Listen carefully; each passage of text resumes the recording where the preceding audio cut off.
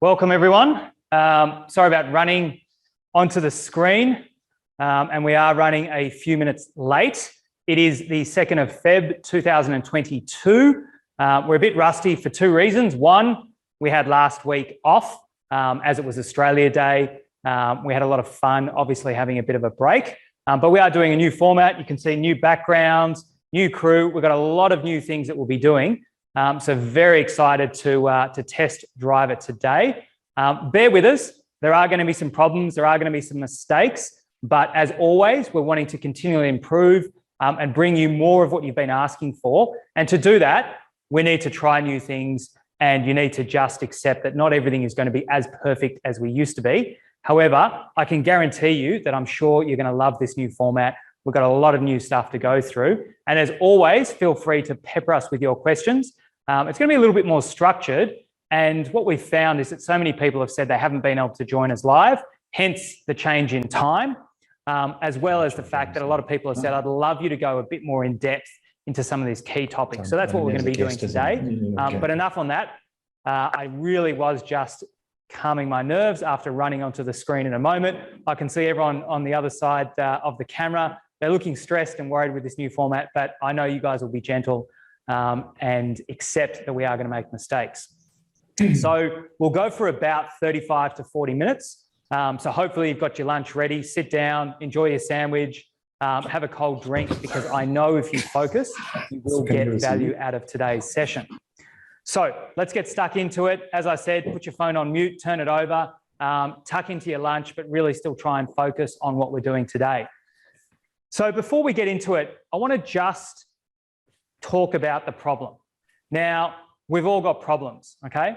But what I'm talking about here is very much focused on, buying a home, owning a home, anything to do with you being a homeowner or an aspiring homeowner. And I can tell you that time and time and time again, these are the same issues and the same problem that gets brought up to us. And it doesn't matter whether it's a first home buyer, someone who's buying their 5th or 6th or 7th home. It's the same issue that everyone has over and over again. So I really want to just make sure that we focus in on this. And I guarantee you, all of you at home, if you haven't heard me go through this before, you'll all be saying, yep, that makes sense. So the problem we see is everyone wants to know, how do they buy a home that they can afford, that is right for them, and that will add long-term value to your life without making a mistake? So I'm pretty sure all of you can understand what I'm saying here. You've all felt that, because we all want to get something that's right for us. We always feel like it's out of reach when it comes to affordability, and we just don't want to make a mistake. Now, you're going to make a mistake, but hopefully, if you do everything right, you follow the steps, you do your research, you engage the right advisors to help you along the process, the mistakes that you make are not going to be catastrophic, and you can fix them and you can move forward. And that's all about what today is here, is to really help you through that process. So who is Salvo? If you don't know anything about us, we do a lot of different things. We've got a number of different businesses. However, our number one driver is all about helping you create a home. So it doesn't matter, as I said, where you are on that journey. There's a different business we've got that can help you create that experience, create that home, and get what you want to have in life. So, it didn't always start out like this for us. Me personally, I've been here for well over a decade, but going a few decades ago, I did have a very thankless job as a telemarketer. It wasn't fun. It wasn't a great experience, but it learnt me a number of important things over the life. And that was that as I was calling people and I was getting hung up on, I was told, go away. I was told that doesn't matter. Where are you going? This is a waste of time. What I learnt was that people weren't interested in being sold to. What they wanted was, are we struggling with sound? Sorry, I was just checking. I saw a few people looking. What I found on those calls was that what people wanted to know is they wanted to have something that actually added value to their life. So they didn't want to just have another useless product. They wanted things that, help them, whether it be with their health, their wealth, or their personal relationships. Everyone wanted something that solved some kind of problem for them and moved them forward. And they wanted to be able to have that in their control. So, think about weight loss. It's one of the number one things that everyone at some stage in their life thinks about. And you want to have that control so that you can control your own journey. You can do it at your own pace, but still get those results. So fast forward to where I am today. We build hundreds and hundreds of new homes for people just like you today on the call. And we do that through all of our experience here. Every single home that we do has something new that we've learned, something that takes it to the next step. And really, it's what creates a home and makes it different from just being a house at another place that you live. And that's what we love doing. That's what the entire team is here. And we love adding value to everyone through that process. So that brings us to why are we doing today? Well, we want to help you take back that control. We want to help you create that home. Whether it be an investment property or whether it be your first home, even if you're just looking to rent, we want to help you through that journey. We want to empower you so that you can have control. You can create the kind of home that you want, and you can really move through those steps and those goals faster and faster than you ever thought you could. So how are we going to do that? Well, it's pretty simple. I'm not going to solve that problem for you today, but what I really want to do is I want to outline a system and a process, and then that's what we're going to be doing every single week. So we're going to have different themes, we're going to have different focuses when we go through, but everything is going to be around these foundations. So the way that you do that is, number one, find. So what I mean by that is you've got to find the right property. So if you're buying that home for the first time, you've got to make sure that you find the right one for you. You might already own an investment property. You've got to make sure you've got to find out what does the market want, what are your tenants looking for, and make sure that your property fits that brief. That might mean you've got to change it. You might have to do a small renovation. You might have to relook at rental levels. Whatever it might be, you've got to make sure that you find that right home. Number two is finance. You've got to be able to pay for that home. The art is in financing that home correctly. So whether it be borrowing money from mum and dad, borrowing money from a bank, or your own savings, you've got to get the right mix, the right structures, and you've got to know how to do it, because I can tell you this will make a huge difference in your overall happiness and the outcome that you get if you get this stage right. And it's not just a set and forget. It's something you should be doing over and over and over. Now, number three is manage.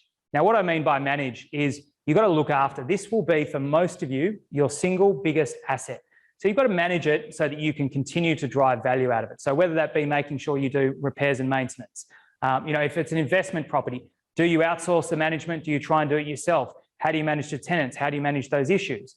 As well as just managing the finances through that process, doing tax returns if that's relevant, getting depreciation schedules, all that kind of stuff is really, really important. You put all of that together, they are the three pillars that you need to continually focus on throughout the life cycle of the investment, and they are what is going to continue to drive that value and is going to answer that age-old question you've got that we discussed at the start. And what you do is you do it over and over and over. Continually do it, continually improve the process. As you look to add another property, move to the next property, you'll find these three pillars are what will get you set. So today, we've got a lot to get through, and we're going to try and do it in rapid fire. As I said before, for those of you just tuning in, this is a new format. This is something new. So do focus. If you're used to the old format, you're going to see a lot of things different, but I think you're going to be even happier with how we go today. So section one, first thing we're going to do, I'm going to give the wrap of the last 7 days news, as always, but we're going to do it in 90 seconds. So this is the first time we're going to do it. I put it out to everyone else that you're used to the regulars, and I got back zero interest in anyone having a go at first time. They said, you do it, boss, and we can see you fail, and then we'll know how to do it. So hopefully in the coming weeks, you'll see more friendly faces doing this section, but for now, you're stuck with me. The good thing is we've got a timer clock. You're going to see it up here, and I will stick to it. I will not go over it. I might even try and finish early if I can. Section number two is our main section. We're going to talk about how do you take back that control. We're going to go through those three pillars. We're going to do an in-depth analysis on those topics.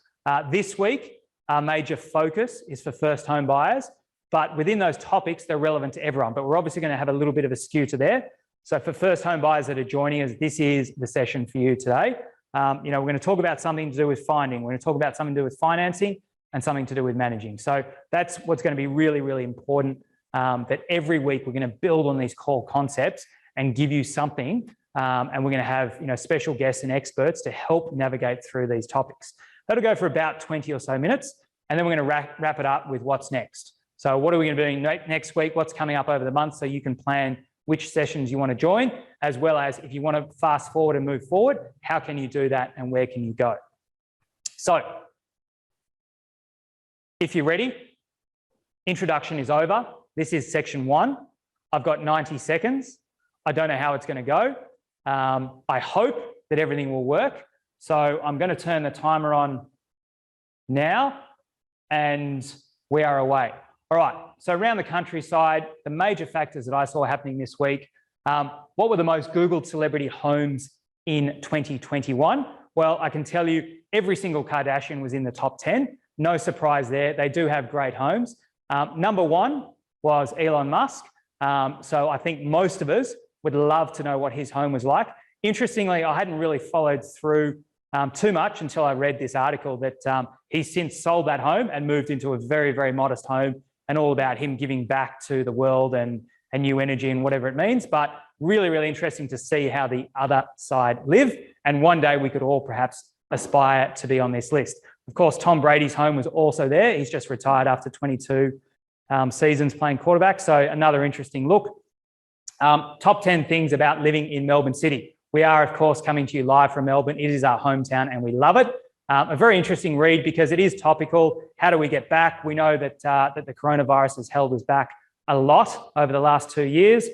Regional house prices, they've been surging, but all of a sudden we're talking about, are they going to crash again as people start moving back to the city? Apartment rents jumped 10% in inner city Melbourne. We know it's been down. We know it's been tough. We're finally starting to see those come back and hopefully they'll reach the levels they were before. House prices. The gap between house prices and apartments is out of control again. So is there time for plan B? And what is plan B? Well, perhaps you should be looking at an apartment. Good news, time is up. I don't feel I went too well there. I didn't get to the auction results. It wasn't a big weekend last weekend. Obviously, traditionally in January, we don't have auctions, but I think the national clearance rate was in the high 60s. So that was very, very strong as well. And hopefully I will do better next week. All right. That is it for section 1. We're going to move to section 2. So we're going to do a slight camera movement, which hopefully will be seamless, and come over to our next section. So we're going to have a bit of a chat here. We're going to go through a number of guests, and hopefully you'll get a bit more in depth. These are some of the topics that you guys have been sending to us in the last few weeks as to what you wanted to know more about. If you do have any questions, feel free to drop it into the Q&A, and we will try and answer those. But this is going to be a little bit quicker. And once the guest is done, they're going to leave. I'm going to bring on the next person. So we may not get to your questions live.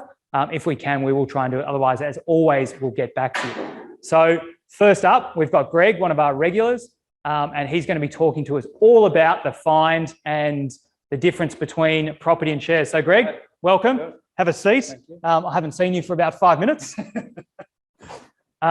So Greg, new format, new feel. We're excited. And, you know, we often talk about, and particularly for first home buyers, you know, do I buy shares? Should I buy a property? Should I buy a home? Do I buy both? Where do I go? And in fact, I know it's the same thing you and I talk about all the time for ourselves. You know, what's the number one sort of reason why you say to people, you know, look, have both, but you like property more? Well, I think if you look at the longer term things, people have made money on both. Yep. So we're not going to sit here and try and tell you, don't go into shares. That's not what we're trying to say. But what we want to try and give you some advice on is why property. Okay. And if we talk about the size of the market, you know, how does that, I guess, Australian shares compare to Australian real estate? Well, that's one of the key things. When you're looking at the size of the property market, we're talking a $9 trillion market. Yep. Now, relative to the stock market, 1 trillion.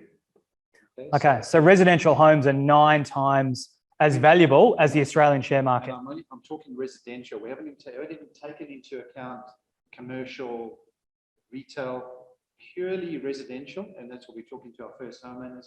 Getting into a home, you're buying into a $9 trillion market relative to stock, which is about 1 trillion. Okay.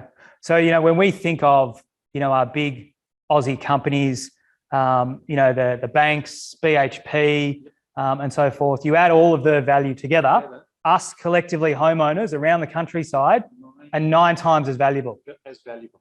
Okay.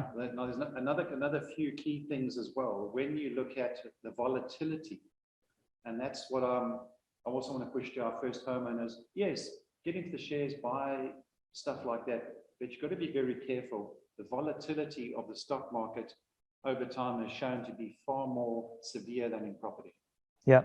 And I mean, it's something interesting that we sort of talk about, and I touched on before, control and people feeling about it.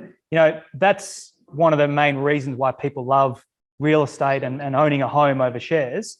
Well, with a home, you've literally got something. You've got brick and mortar. You can go. You can live in it. Stock market, you're investing in BHPs and stuff. You've got a piece of paper. Yeah. Okay. So. And you can't kind of walk into the NAB's head office and say, "Hi, I'm one of your shareholders. Change this, do that." Can Exactly. So when you've got a property, you've got control. Yeah. So if you decide you want to live in it, or you decide you want to sell it, or you decide you want to rent it out, you've got the control. So you're taking back the control. Yep. And that I think that's a major factor in everything. Yeah. Look, and I think for all of you listening, it's one of those things. Warren Buffett always talks about it, that he only ever invests in companies that he understands and he knows the product. He's famous for Coca-Cola, Gillette razors, and so forth. And I think that's the same sort of foundation that we talk about with owning a home. It's something that we all know. We all have to live somewhere. We might live in the home. It might be an investment, but something we know. But, buying shares, maybe we think we know the banks, but, you buy some of these miners that are exploring. What do you know about it? It's hard. You're competing against people that are working with algorithms and computers. Whereas when you're buying a property, you're buying something real. You're not competing against people staring at a screen with an algorithm that says sell, buy, sell, buy. Yeah. So it is a very tricky market, and as I say, in terms of fluctuations and stability over time, property is definitely less risky. Yeah. Yeah. Look, and I think that's an interesting one. We're in this day and age with information, we all want to know straight away what's happening, and that can be great with shares because you can say I made money today, but you can also say I lost money today. Yeah. And for people that perhaps are more highly strung, like you, Greg, it doesn't do too well for you saying, "Oh, I made money today." You're happy, and then you've got the low of I lost money today. Whereas a home, you don't check its value every day; it just goes up. The other thing as well, what we've always said about property is time in the market, whereas shares are probably just in and out, in and out, in and out. With a property, you also have the ability to leverage against the property. So if I actually explain what leveraging is, as we've seen in the market in the last year, the property values have gone up. Yep.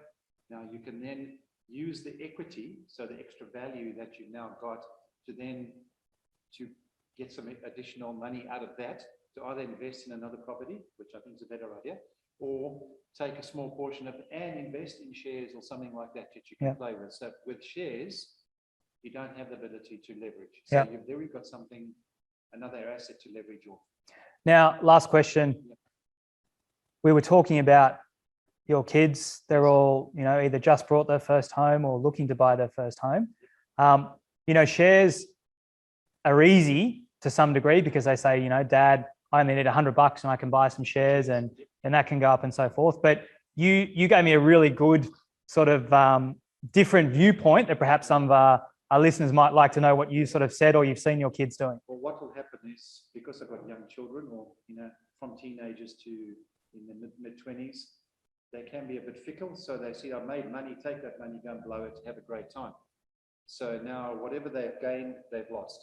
Yeah. If they buy a property, it almost forces them to go, well, now I can't just go and sell the home and go and have a party. Yeah. It's forced saving and gives them that long-term asset that I'm trying to instill in them. Yeah.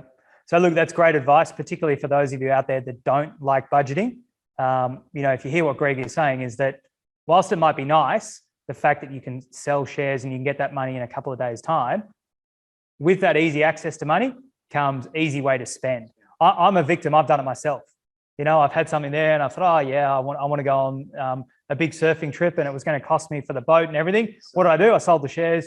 I went on the trip and I had a great time, don't get me wrong, but perhaps that may have not have been the best decision. And it's just having that property that you say that's an asset that will just keep going and going and going up. So, in summary, I said, James, get a combination, but focus on property. That's my advice.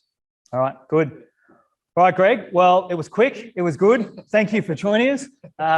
And we'll see you back next week.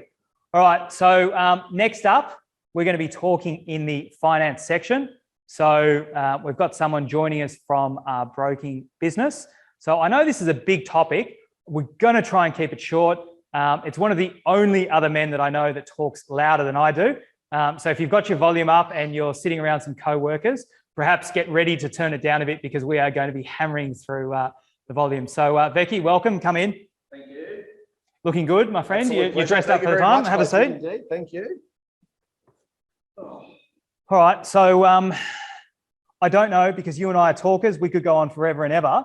But we're talking to, I guess, the focus here, first home buyers who perhaps haven't, even thought about getting a home loan and so forth. Absolutely. Now, you run a home loan business. You've been doing it for 2 decades. Yes. Perhaps can you give a quick, summary to people out there? What is a broker and why is a broker, one of your number one advisors you should have involved on day one? Absolutely. Well, what a mortgage broker basically is, a broker acts as an intermediary between the various lenders that we have on our panel and the individual that's actually out there searching and seeking a home loan. So we broker transactions, we broker applications or home loans. So we're just basically an intermediary between the bank and the purchaser. So, if I say, I don't need a broker, I'm better than you, Yes. Perhaps I could maybe go to 1 or 2 different banks in the time you would go to 28 banks. That's correct. Yeah. So I always use this analogy. If an individual's in the market for a home loan, the time that it actually takes, we're here just near Bay Street. Every major bank is on Bay Street. The time that it actually takes to go into 4 different branches, sell the same story to that particular bank, there's a 4 or 5 hour process. When you sit with a broker, after 2 hours, you have access to anywhere between 28 to 32 different lenders. All the lenders have different types of policy. They use different types of calculators for servicing as well. And you may find that you walk into the CBA and you don't qualify for the CBA, but two doors down at the Westpac, you may qualify because you fit their criteria. And especially with first home buyers, first home buyers really have to do their research. Yeah. There are certain banks that are very, very aggressive to assisting first home buyers. Whereas other banks may be a little bit reluctant to take on first home buyers. And you really have to know that space. Yeah.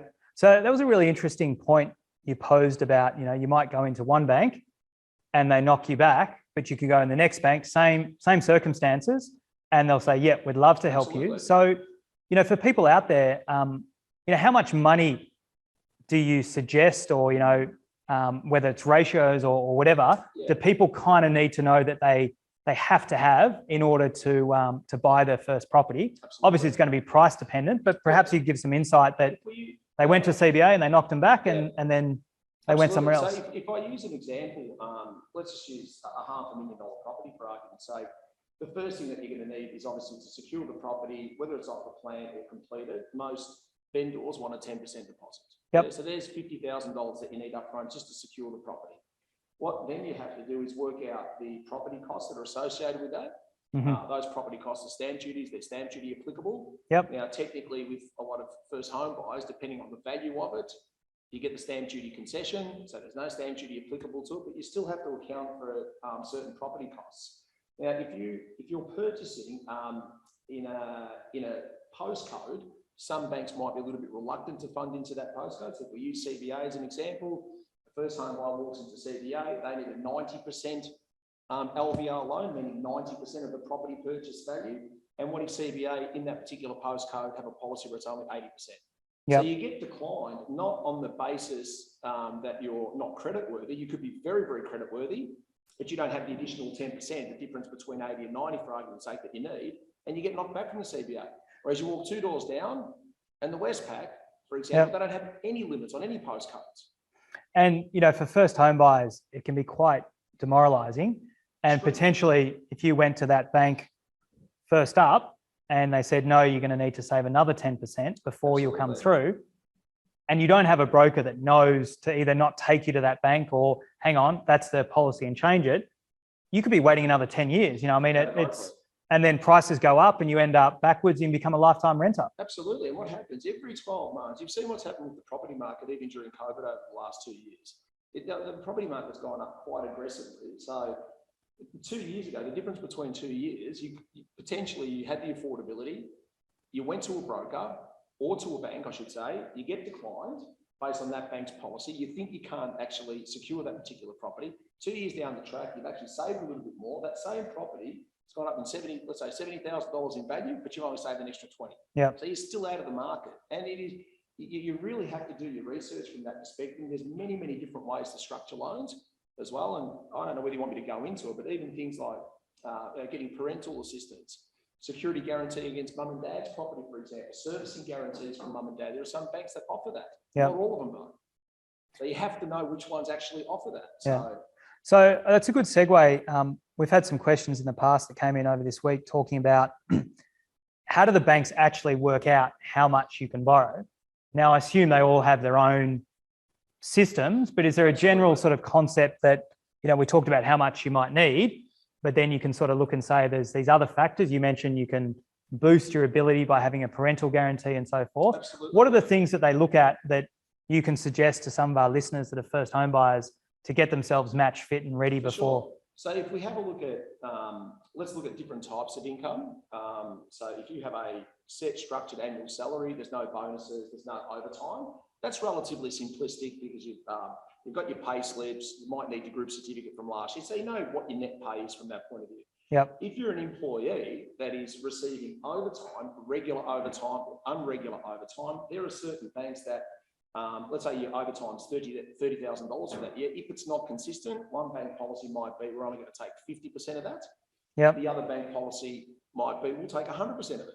We don't need it to be on every pay slip, but you can show us consistency over the 2 years. Yep. And then all of a sudden, you have, you know, you're servicing, you're credit worthy, and you have the ability to service that debt with that particular bank. And they are all different. I mean, when you look at the bank matrix, you go through it, and it's fascinating just how different their policies are. I think bonuses, for example, how do they account for bonuses? Most banks want to see 2 years worth of bonuses. They want a letter from the employer confirming that there's been 2 years worth of bonuses. When you look at other factors in the serviceability calculator, if we start with credit cards. And a lot of the mistakes that first homeowners actually make, I find, is that, you know, they're going out there, they're getting credit cards that don't even use the credit cards a lot of the times, but they've got a $10,000 limit. Now, whether you've had that credit card in your wallet for 10 years, if you've never swiped it, the bank will still assume that you have the ability to maximize its limit. So it takes a percentage per month of what the limit is. So on a $10,000 credit card limit, you could, if you go to a bank that's assessing it at 6%, well, that's $600 every single month that they assume is a commitment. And all of a sudden it dilutes down the maximum that you can borrow. And they're the sorts of things that we teach as well. I've got one that I think would be useful for our listeners because you shocked me. A good friend of mine, you helped her get a home loan recently, and you gave me an insight into the mind of women, and that she had done something that perhaps a lot of people along the lines with credit cards wouldn't realise can also hit them back. Absolutely, and it's things like if you've got a credit card. Look, I've seen people operate so many different accounts. I'm thinking of these multiple bank accounts that apparently said that. I was just working because there's a couple of things that we have to work through. So I was waiting for you to leap into that part. So I'm glad you did now. I'm in shock, by the way, everyone. I didn't know that this seems to be a staple thing that people have a different bank account. Without a doubt. So some people I've actually seen, they've got a shopping bank account, they've got a school fee bank account, they've got a petrol account, they've got like 7 or 8 different accounts. And what happens, you have to be so conscious to be transferring money and making sure that there's money in that account every single month, because what will happen, banks will allow you to overdraw and go into negative. The minute that happens, that flags on their system that you've overdrawn your account. If you overdraw your credit card, I mean, that's a big thing too. Don't overdraw your credit card. Late payment fees, because in the bank's mind, what they look at that from a credit perspective, they look at that you're not responsible when it comes to your financial circumstances. And look, and it's amazing to think, you know, you might have a combined balance of $10,000. You let one of your multiple accounts go $1 overdrawn, and they'll straight away put a red mark. $200,000 in one of your accounts. One of them overdraws. They're having to look at that account in their mind. And what also happens, and this is, I hope this is a valid point to the listeners as well. There are banks out there that what they do, it doesn't even go to credit. It automatically does an upfront assessment. Yep. If you get declined on that assessment, it's near impossible to actually then push it through. And these are almost fully or predominantly automated as well. So Absolutely. So you don't even have the human touch, I guess. No. There's no human touch. Yeah. If it gets through that first section, then it'll go to the human touch credit. But if it doesn't, and where people get tripped up is adverse conduct on their savings account. Yeah. Just simple things like that. So, for everyone out there, I guess these pitfalls and the reasons why you would use a broker, how soon before someone is looking to be ready to buy, do you suggest they should come and see their broker and have a chat with you about getting themselves ready for that? Well, I mean, you and I... The day of the auction or? Well, you and I often have these conversations. I mean... The day after the auction. Well, some people do it 3 days before settlement. Yep. 90 days almost after the auction. But look, we always use this philosophy. Everything starts with finance. Yep. If you're purchasing real estate, arguably it's going to be the biggest financial transaction of your life. And for probably 98% of Australians it is. Yet they spend more time preparing for a holiday and do more research when it comes to a holiday than what it does to actually purchasing a house. Even before you are considering the marketplace, the suburb, the type of product that you want to purchase, you need to go and get your finances in order. The beauty of it is also, if you sit down with one of our brokers internally here, if you do have issues with the way that you're conducting your accounts, we can put a plan in place for you as well. So you may not be able to purchase at auction, but if you're looking at buying an off the plan product, we'll make sure that on the day that you're looking at purchasing that property, that we have a pre-approval for you based on your circumstances today. Which also the developers like to see as well, because the probability of it settling in 2 years' time is significantly higher. And then what we do is we teach and educate how to manage simple things like your bank accounts to prepare you, whether it's in 2 years' time or in 6 months' time, to make sure that you don't have any issues. The benefit also is, and this is the waffling part now, Jose, where I can talk forever. And because I'm so passionate about it, I actually love, and we enjoy dealing with first home buyers, providing that education, even sitting down with mum and dad and going through the process with mum and dad and all that sort of stuff, and just making sure that mum and dad are comfortable with us, that their child is in good hands from that perspective as well. And then what we also encourage, we'll touch base with them every 3 months. Have you changed your employment? That's a big one too. If you've changed your employment, a different industry, 3 months before that off the plan property is settling, you're going to put yourself under duress. And these are all the things that going direct to a bank, you're not going to get these value add because you're just another number. Good luck if you have the time getting an appointment these days. And best of luck if you think that the banks have got that time to provide that education and things like that too. And you'll find also it's very, very difficult to get a pre-approval directly from the bank if you're buying off the plan. Got it. There's no incentive for them. All right. We've considerably gone over your time allocation, and I think we could probably go on. I'm guessing most of you are finding this really informative. We could go on and on. As I said at the start, we will be touching on finance every single week. So hopefully we'll have Becky back on most weeks. We'll bring in some other people as well. And I think this is a topic that's been really, really useful because, as you said, and we always say to everyone, it starts with finance. There is no point in going out and looking at a property when you don't know your combined buying power. So really, really important. And hopefully everyone out there, you got some good value from today. I know there'll be plenty more questions, so send them through to us during the week. We'll make sure that we plan out the next month or so in terms of the topics we touch on to make sure that we get this important information to you. And of course, if you do want to move forward faster, then feel free to reach out to us. In a moment, when I wrap up, I will show you the best way that you can get directly in touch with Becky or anyone else in the team as well to talk about that. So Becky, thanks, Fantastic. buddy. Absolute pleasure, actually. Good to have you on, mate. And we'll see you again hopefully next week. Thanks, guys. All right, everyone. So we are running a little bit late on timing. I do want to just talk about the next step. We've talked about, why should you be buying a home, how you finance it. So Lucas is going to join us and talk about when you get to the end and what we call settlement. So you've had the fun, you've brought the property, you've got your finance in place. Perhaps it isn't as simple as just turning up, grabbing your keys and away you go, because there is a bit of work that needs to be done. So Lucas, you want to join us? Thanks, mate, for coming in. Thank you. Grab a seat. good to see someone is in a tie and dressed in a full suit. It's a lost art, so I know that you want to make us all look bad. So tell us, for everyone on here, you know, we had a good chat just with Becky before about how to get a home loan and so forth. People think that's the hard work done, but there is a little bit involved in making sure you're ready, you know, come the final day before you complete your purchase. So what exactly is settlement? Can you sort of break that down for our viewers? Yeah, look, settlement is the legal process that transfers the ownership of a property from one owner to another. So at this time is when you require. So this is where the lawyers actually start doing some work. Exactly, and your lender. Yes. So this is actually when the balance of usually the 90% or whatever the balance is that is paid. Yep. And settlement also occurs between sort of 30 to 90 days, or as agreed at the time of signing the contract. Okay.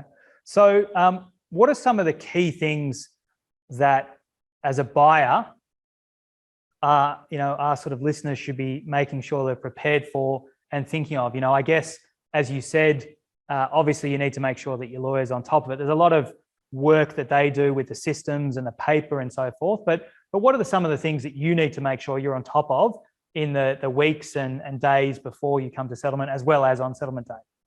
Look, I think the most important thing is what we call the final inspection or pre-settlement inspection. Mm-hmm. And this is where you go into your property and you have a look just before settlement, because the property has to be in the same condition it was at the day of purchase. Yep. Now, with different states, I mean, we're in Victoria here, so normally about a week before, you organize it with your selling agent to walk you through the property. But that's not the case with every state. For example, in South Australia, this has to happen 1 week before settlement, and it has to be stipulated in the contract of sale. If it's not, you don't even get the opportunity to do your final inspection. So who would you recommend you take with you on there? Do you take your dog and let him run around crazy, or, you know, is there sort of any professionals or mum or dad? What do you recommend people do? Look, normally the pre-settlement inspection is done by the purchaser. Sometimes they bring somebody along.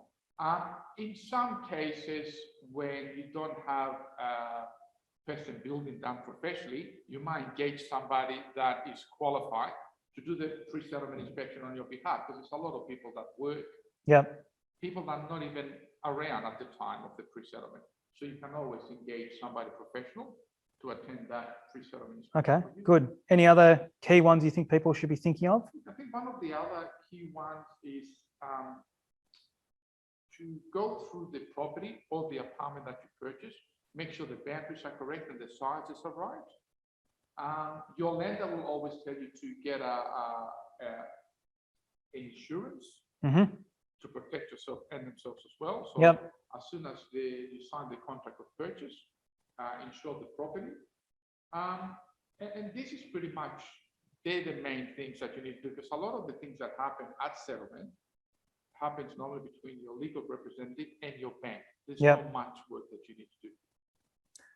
And I think there's probably one important one you've forgotten, which is go to Dan Murphy's and get your favorite alcohol, get it on the chill, ready for the excitement when you move in. I think that's probably the number one tip, would it not be? 100%. Good. All right. Well, that was quick. As I said, I can see we've gone probably already 5 minutes over the time we'd allocated here. So Lucas, thanks for that. Hopefully next week we'll try and shut Becky up a bit earlier so you get some more time. So thank you for joining us.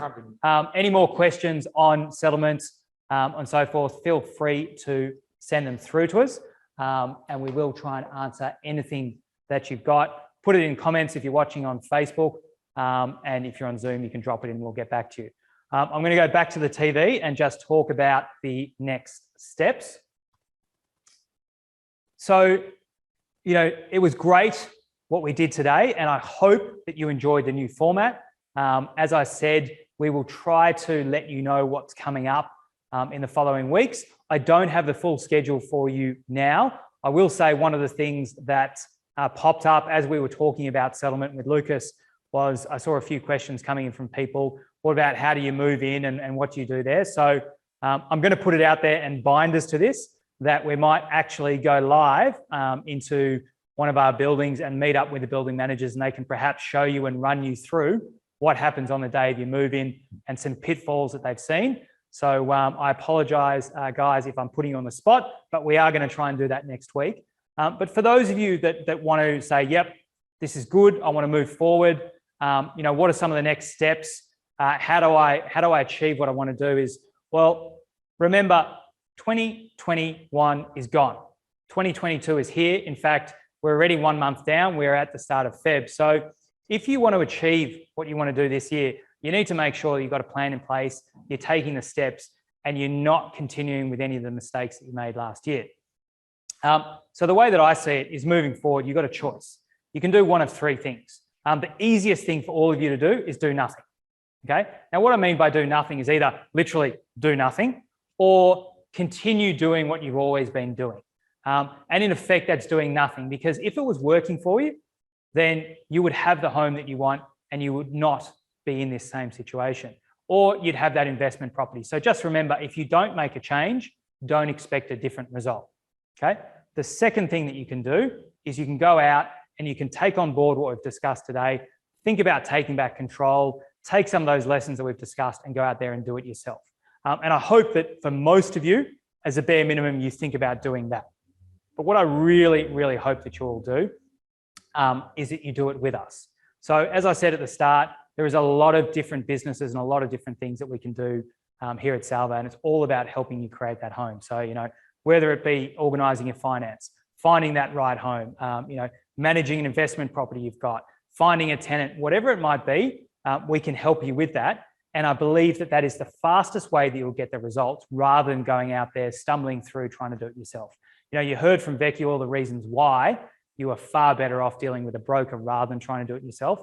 And it's the same across the full spectrum of the home buying cycle. So I really, really encourage any of you that want to be serious to get in touch with us so that we can help you move forward. Now, before you do, we can't help everyone, all right? I'd love to say that everyone would be a good fit and that we can help you all. Really, you need to be sort of motivated. You need to be prepared to roll up your sleeves, do that hard work. You need to be prepared to sort of understand how you can take back that control, and you can actually understand, get that knowledge so that you can move forward and make those decisions yourself. Because ultimately, that's what we want you to be able to do, to be empowered to do that yourself. And of course, you've actually got to take the actions that we recommend that you do. So if that sounds like you and you're still listening, well, then I can guarantee that we can give you some value. So how do we do it? Well, look, I'd love to say that we could solve all of your problems in 5 minutes, but it's just not realistic. We know very little about you right now. You've asked a few questions. We've gone through a few things. So perhaps the best way to move forward is to meet up with us one-on-one. So what I've proposed, I've set aside time in everyone's diaries over the next few days for these meetings. They were very, very popular last year. So jump in quickly and grab these. And really what it entails, it's about 15 to 20 minutes of your time. And it is the shortest investment you can possibly make and still be guaranteed to actually walk away with something tangible that you can go out and improve that process. So we guarantee we'll give you something that you can make a small win then and there on the spot, as well as helping you look forward to how you might plan to achieve the rest of those goals. So, it's very much about understanding a bit more about you and then helping prescribe what the best solution is for you to be able to move forward and achieve those goals that you want to in that year. So if that sounds like you and you want to do that, it's really, really simple. You can do it one of three ways. The first is if you're joining us live on Zoom, you can jump and you can see the link in the chat to book one of those appointments. The second way is your web browser should have been redirected to that booking page. If you're on Facebook, it should be somewhere perhaps in the comments. If it's not, we'll drop it in after this session, or it might be somewhere on the homepage. And of course, feel free to reach out to us and we'll send you that booking link, or you can just call us straight away and we're happy to have a chat with you. Lastly, for those of you that are unsure, we'll send you a follow-up email with that link so that you can book and get one of those sessions when you want. Now, before I let you go, I want to just remind everyone of 6 months ago, I went on a holiday. I had a great time, but the reason why I want to tell you this is I learned a very, very valuable lesson through this, and I want to share that experience with you before you go. So it was back in July last year, freezing cold here in Melbourne. I was lucky enough to get away for 4 days to Hamilton Island. Great place of the world, and I really, really enjoyed my time there. But on the second day, my eldest daughter, Isabella, she said to me, "Dad, I'd love to climb to the top of that mountain and watch the sunrise." Now, of course, I knew she wanted to do a TikTok as well. As anyone with teenage kids will know, that is all they want to do this day and age. But I thought it would be a great experience. We'll walk up the mountain together, and we had a great time. We got this shot, but it almost didn't happen. So I said to her, "Yep, no worries. Let's do it tomorrow morning." So before I went to bed at night, I quickly jumped onto the internet to see what time the sun would rise, and it was about 4:45. So, it's not really the time you want to be getting up when you are on holiday, but I thought she wants to do it. I set my alarm for 4:30 and went to bed. Now, of course, 4:30 came, my alarm went off, and what did I do? I did what we all do, and I hit the snooze button. 8 minutes later, it went off again. I looked around, no one else was awake. I thought, "No, we can do that later. We'll do it another time." And I hit stop and I rolled over. There was something inside me that didn't let me go back to sleep. I thought, what am I doing? I jumped up out of bed. I got dressed. I woke her up. We quickly had to run to the top of the mountain. We got this fantastic shot. I don't know whether you can see it through the camera, but the joy in her face. And it's one of these memories that will last with me for a lifetime. I know how much fun she had, and I know how close it was to not actually happening.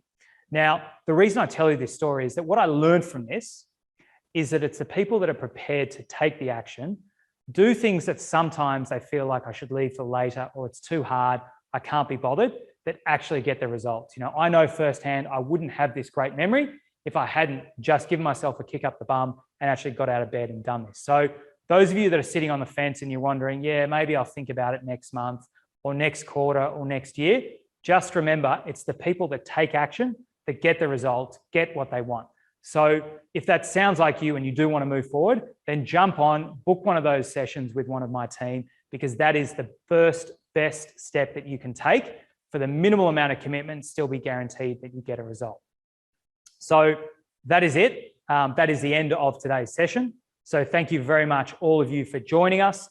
It's been great. I hope you've enjoyed the new format. So from me and all of the team here, we were going to get them out, but I think they're too busy enjoying, relaxing in the office next door. Thank you very much for joining us. We look forward to seeing you next week, and I hope we can get better and better. So thank you very much, and we'll see you next week.